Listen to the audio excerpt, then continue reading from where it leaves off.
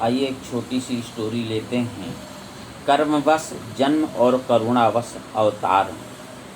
कर्मवश जन्म हम लोगों का कर्मवश जन्म होता है और भगवान का करुणावश आते हैं, इसीलिए उनका प्रागट्य होता है, क्योंकि भगवान करुणावश आते हैं। कर्मवश जन्म और करुणावश अवतार। आपको एक स्टोरी सुनाता हूँ। एक राजा को मिलने के लिए कुछ लोग राजमहल में आए।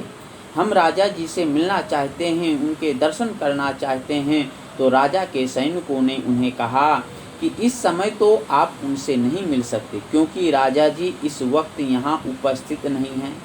उन्होंने पूछा कहाँ गए हैं? तो कहा कि वे तो इस वक्त जेल में हैं। तो क्या इससे ये मान लेना चाहिए कि राजा ने कोई अपराध किया है और उसे जेल की सजा हुई है? हुआ यह था कि उस दिन राजा का जन्मदिन था। इस खुशी में अन्य राजा महाराजाओं की तरह वे भी जेल के कैदियों की सजा माफ़ करके उन्हें जेल से मुक्त करने गए थे। भगवान भी इसीलिए कारागृह में करुणावश प्रकट हुए कि कर्मवश यह जो हमें संसार के कारागृह में आना पड़ा, उसमें से वे हमें मुक्त करेंगे, हमें मुक्ति दिलाएंगे। करके गुनाह माफ मेरे जन्म जन्म के ब्रह्मानंद, अपने चरण में मुझको लगा लिया।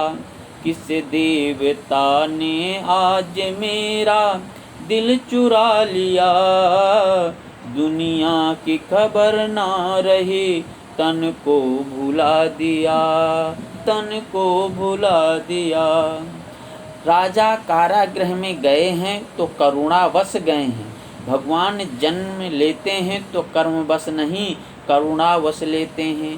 जीव को आना पड़ता है कर्मवश और भगवान आते हैं करुणावश।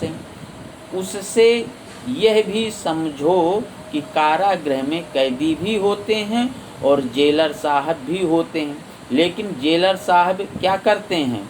वे अंदर जाने के लिए भी स्वतंत्र और बाहर जाने के लिए